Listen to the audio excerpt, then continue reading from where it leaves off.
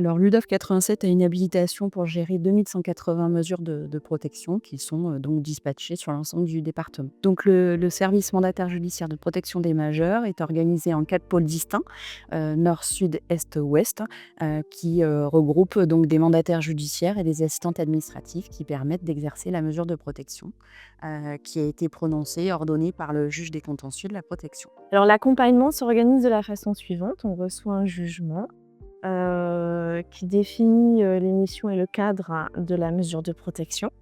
Donc au quotidien, en fait, on assure les droits administratifs, financiers, on est au plus près autant que possible des majeurs protégés, soit en leur rendant visite à domicile, soit par des échanges téléphoniques ou des mails en fonction des personnes et de leurs compétences. Les missions donc diffèrent suivant la nature de la mesure de protection. Ça peut être une mission de représentation, d'assistance, d'accompagnement judiciaire et globalement, on peut dire que l'on gère les biens de la personne, qu'on gère son budget, ses ressources et qu'on voit avec la personne, on définit avec elle quelles sont les orientations à prendre en fonction de ses besoins et de la situation de la personne. Tout ça dans le respect d'un cadre juridique, de protocoles aussi et de procédures que nous avons au sein de l'UDAF. Nous intervenons dans le domaine du logement, de la santé, de l'aspect juridique, des procédures juridiques, de la situation financière.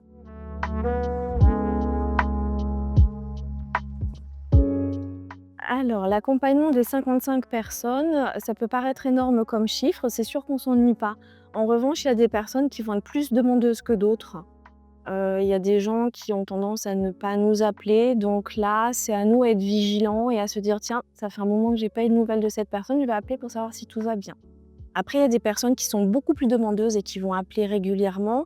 Bah, dans les appels réguliers, moi, je me dis: «Est-ce qu'il y a un souci? Est-ce que cette personne, elle a le moral en ce moment?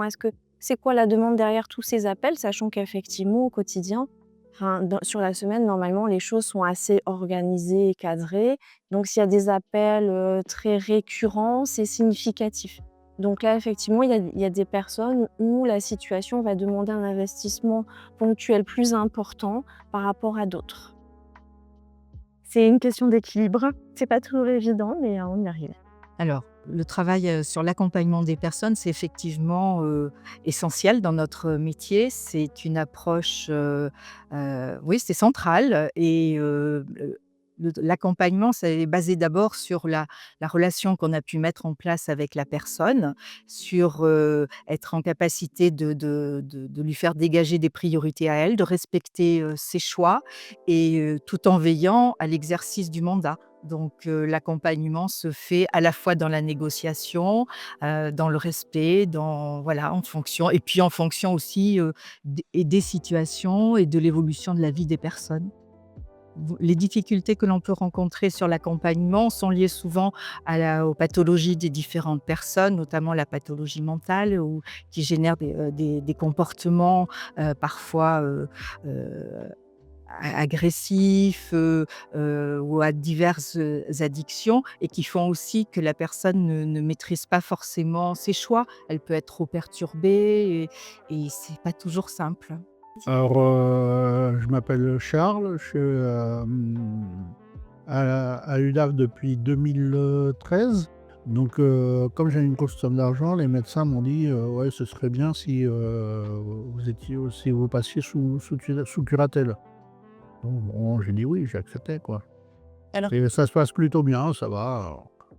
Bah, déjà pour le loyer, pour les factures, pour, l'entretien de la voiture, les assurances, l'alimentaire toutes les semaines, sur tout un tas de choses. Elle m'accompagne sur, pas mal de choses. Sur le renouvellement de mon dossier MDPH, donc sur pas mal de choses. Quand j'ai besoin, je l'appelle ou, je communique par mail et j'ai une réponse, très rapide, hein, par mail. Des fois, c'est dans la journée ou une demi heure après, j'ai une réponse, hein. J'ai une réponse immédiate. Et ce qui est bien maintenant, c'est qu'avec le téléphone portable, on est toujours joignable, quoi, même si on se déplace, donc la personne, elle peut laisser un message. Soit moi, je laisse un message, soit c'est le mandataire qui laisse un message, donc ça, c'est pratique.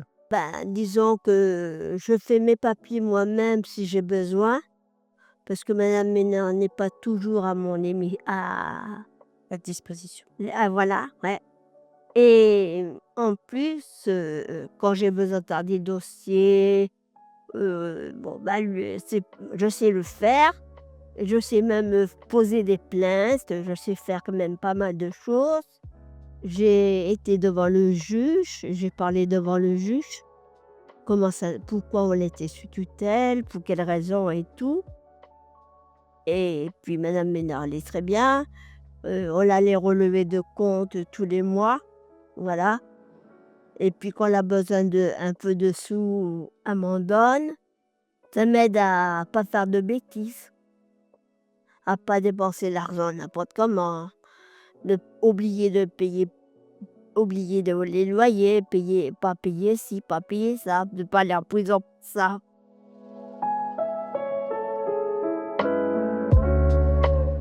Donc le budget en fonction de la mesure de protection, soit il est co-construit avec, la personne et on perçoit à l'UDAF en fait les revenus de la personne et on paye les factures. Enfin la personne paye les factures via l'UDAF parce que c'est leur argent et ils ont un budget qui leur est remis et en fonction des demandes, ils ont des suppléments. Enfin ça s'adapte vraiment en fonction de la demande de la personne et de la mesure de protection. Si elle est en tutelle, en curatelle, en sauvegarde de justice.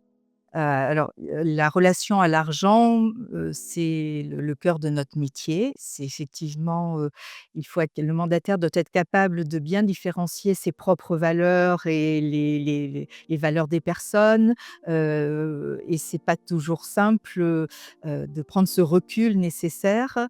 L'argent, que l'on gère appartient avant tout à la personne protégée. Notre mandat nous doit, nous per enfin demande à ce on utilise cet argent prioritairement pour répondre, au logement, payer les charges liées au logement, à la santé et cetera. Mais néanmoins, la personne, on construit le budget avec la personne et sur, ce qu'on peut lui mettre à disposition pour sa vie quotidienne, tout ça doit être négocié avec la personne et vu en fonction de ses besoins, de ses capacités.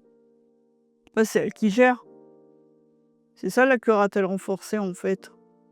Elle gère le budget et puis elle me dit comment elle gère et puis voilà quoi, j'ai un droit de regard mais la gestion, c'est elle qui l'a fait. OK. Et elle vous dit souvent non? On est d'accord alors, Oui, donc ça se passe plutôt bien. Oui, je lui fais confiance. Bon. Et vous faites pas des demandes, saugrenues? C'est pas mon genre, non. Qu'est-ce que vous appelez demande saugrenue? Ah, je sais pas. Qu'est-ce que c'est? Non mais, genre, demander 1 000 000 €, non, j'exagère. Non, saugrenu, ça veut dire, que c'est excessif en dépenses, non, c'est pas Ouais. mon genre. Une dépense, un peu folle, quoi? Un peu folle, c'est pas mon genre, non, Non? de demander pour ça. Vous êtes précautionneuse? C'est pas parce qu'on a des sous qu'il faut les dépenser tout de suite.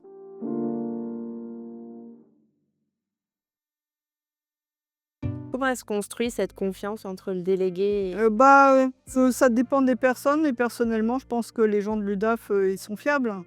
Si on fait pas confiance, à son curateur, on fait confiance à qui? Ça c'est mon avis, c'est personnel. Le fait que la mesure soit contrainte, c'est, à l'ouverture de la mesure, en fait, ça peut engager une relation un peu difficile parfois, soit avec le majeur protégé ou soit avec sa famille. Parce que, si le majeur protégé l'a demandé, cette mesure, finalement la contrainte, elle va être rassurante. Si elle est imposée, si ça n'est pas le majeur protégé qui l'a demandé ou si ça n'est pas la famille et qu'elle s'impose à la famille, ça peut parfois être compliqué et c'est au mandataire et à l'équipe à nouer une relation et à insuffler autant que possible de la confiance et de la bienveillance. Parce que ça peut paraître intrusif, en fait, pour la famille ou pour le majeur protégé qui l'a pas demandé.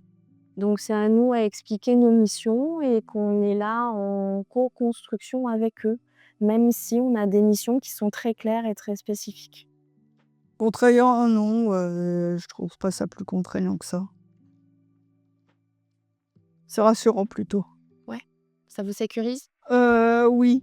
parce que c'est nécessaire, quand on n'a pas le sens des chiffres.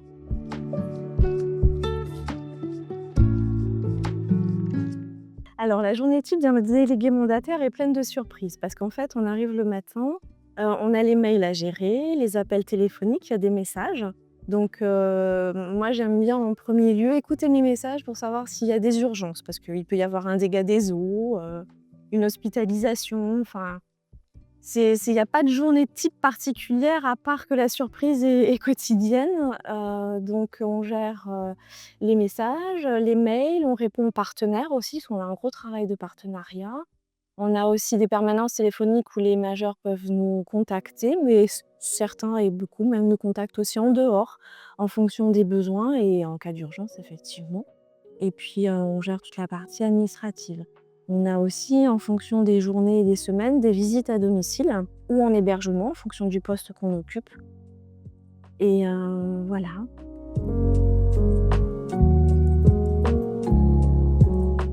Donc il y a divers, services supports à l'UDAF. On a le service accueil, le service juridique, le service patrimoine, gestion de patrimoine, les collègues assistance, le service comptabilité.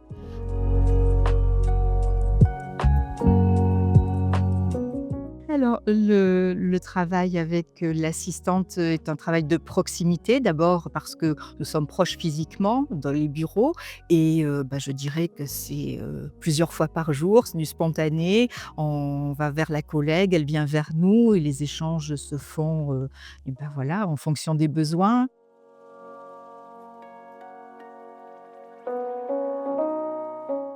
Donc le service accueil, a plusieurs activités.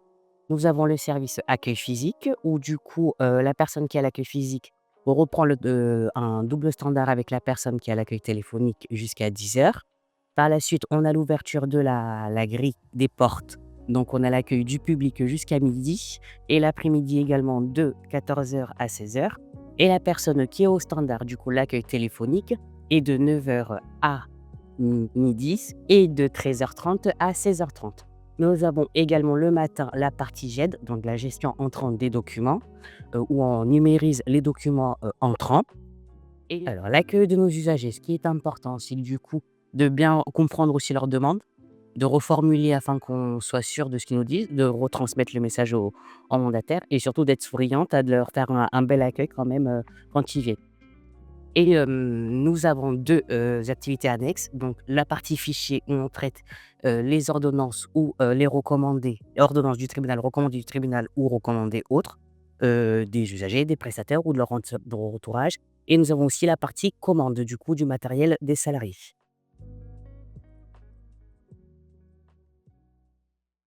Les missions du service comptabilité, sont le traitement de tous les documents, comptables et financiers des usagers. Le service comptabilité, est composé de 6 personnes, 3 qui assurent, le traitement, courant des factures, des relevés bancaires et 3 autres qui s'occupent des choses plus particulières comme, les inventaires, le reversement de l'aide sociale, les CRG de fin de mesure, tout ce qui touche aux assurances vie.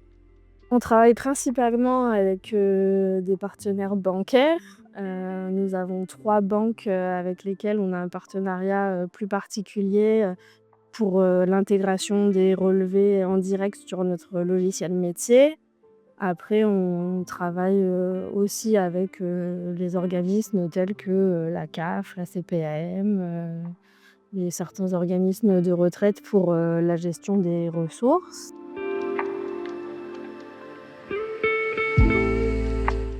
Alors, le service juridique, c'est un service support de l'UDAF où on est une dizaine de personnes et on accompagne les mandataires dans le cadre de leur mission de manière un peu plus approfondie pour traiter tout ce qui est juridique et aussi la question de l'immobilier. Alors moi, ma mission principale, c'est d'assister les délégués mandataires dès qu'il y a un sujet qui touche au juridique. C'est-à-dire que ça peut partir d'un accompagnement lors d'une audience au tribunal, à la mise en place, d'une procédure pour les obligations alimentaires ou, un simple conflit, dans la vie quotidienne lié au droit de la consommation, par exemple. Au sein du service juridique, nous sommes 4 juristes où nos missions principales sont, donc d'être le support juridique des délégués mandataires. Ensuite, on a 2 gestionnaires de patrimoine immobilier qui viennent traiter des ventes immobilières en tant que telles. Également, on a une juriste qui fait, à la fois du patrimoine immobilier, du patrimoine financier et aussi qui nous aide en soutien, sur toute l'activité juridique. Et enfin, on a 2 assistantes, qui nous permettent, un petit peu d'être un support aussi, pour nous dans le cadre de nos missions. Alors, on a la chance à l'UDAF d'avoir de nombreux services supports qui sont une vraie richesse parce qu'on peut s'appuyer sur leurs connaissances et faire appel à eux. Donc, il y a soit c'est des situations pour lesquelles on peut prendre rendez-vous avec les différentes collègues et le prévoir dans le temps parce que voilà, c'est prévu, on sait qu'on doit avoir des conseils sur telle ou telle situation. Soit c'est effectivement au pied levé parce qu'on a besoin du renseignement tout de suite et à ce moment-là, on va passer un petit coup de fil à la collègue, aller la voir en disant: «Est-ce que tu peux m'aider? Là, je suis en difficulté», et voilà.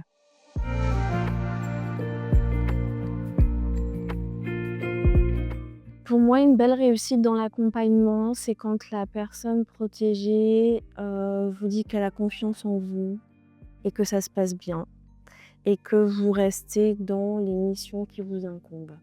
Le métier de mandataire est un métier, heu, extrêmement riche, varié, heu, qui touche à plein de domaines différents et avec la relation humaine au centre de ce métier.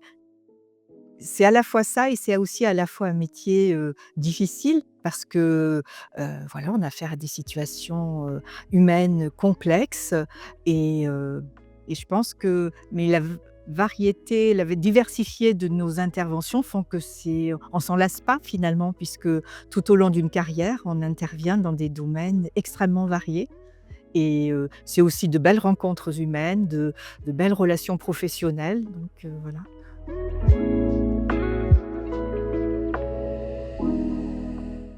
Mais le groupe d'expression, c'est pas mal. Pour moi, c'était une opportunité un peu de connaître le fonctionnement de l'UDAF de l'intérieur, de mettre un visage sur les noms. Et puis, pour moi, c'est important parce qu'on vit dans une société de consommation où les gens, ils passent leur journée à courir à droite, à gauche. Et pour moi, c'était important de pouvoir, voir les gens en vrai, discuter avec eux, échanger, apprendre à les connaître, c'était bien, quoi. Alors comment ça Et ce qui est bien aussi, c'est que le groupe d'expression, quand il y a des choses qui sont bien, on peut les dire, et quand il y a des choses qui sont moins bien, on peut les dire aussi. On est réunis, dans la grande salle, donc on essaie de trouver une salle assez grande pour qu'on puisse tous y loger. Et puis, après, chacun se présente, heu, on boit le café, il y a du café, il y a de l'eau, il y a du jus d'orange, il y a des petits gâteaux, donc c'est sympa, quoi. Et puis, tout le monde se présente et puis après il y a un ordre du jour. Donc on regarde sur l'écran l'ordre du jour, il y a des questions. Déjà, pour commencer, quand ça commence, est-ce que vous avez des choses à dire ou est-ce que ça va? Comment ça va? Bon, puis après on rentre dans le vif du sujet. Dans le cadre de la loi 2022, le groupe d'expression, a été rendu, obligatoire. Il existe depuis de nombreuses années au sein de l'UDAF 87. C'est un lieu d'expression et d'échange qui permet, donc aux usagers, parfois à leurs familles, de pouvoir, s'exprimer sur les modalités, de la gestion de leurs mesures et d'être force de proposition. C'est pas un lieu de décision, mais c'est vrai que c'est un lieu d'échange qui permet, voilà, de prendre en compte leurs idées, leurs suggestions pour améliorer notre service, auprès d'eux. Le groupe d'expression, eh bien, c'est un moment d'expression libre où on peut, dire, ce qu'on veut. En fait, c'est ça le principe. Des suggestions notamment, des remarques, Et vous vous sentez libre d'expression dans ce oui, oui. Oui, je me sens libre. Alors, les boîtes à idées, c'est mettre nos idées pour améliorer, ou si on est content, ou si on n'est pas content, tout ça. Oui. Elle est où la boîte à idées? Elle est dans l'accueil, OK. voilà. Dans la salle d'attente même, Oui. voilà. Et alors, qu'est-ce qu'on en fait de cette boîte à idées? Bon, une fois par trimestre, on la lit Pendant les pendant les réunions. réunions du groupe d'expression? Voilà. OK. Et après, on lit les questions, enfin les propositions. Voilà. Et qui c'est qui répond à ces propositions? Ben nous, C'est le groupe. mais nous, il y a des idées qui des gens marquent, nous, on n'est pas d'accord des fois, hein. Ah. Parce que mettre du café, que l'UDA fait pas bien, ou c'est ci, ou c'est ça. Hein, la dernière, le dernier mot qu'il y avait, de remercier je sais plus qui, de l'UDAF. Alors ça, c'était bien. Moi, j'applaudis. Voilà.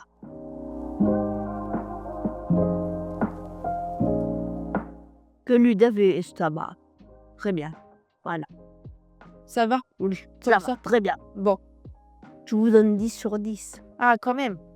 Bon, c'est pas 20 sur 20, mais bref. Ah bah 10 sur 10, c'est presque 20 sur 20, oui. Ouais. Mmh. Voilà.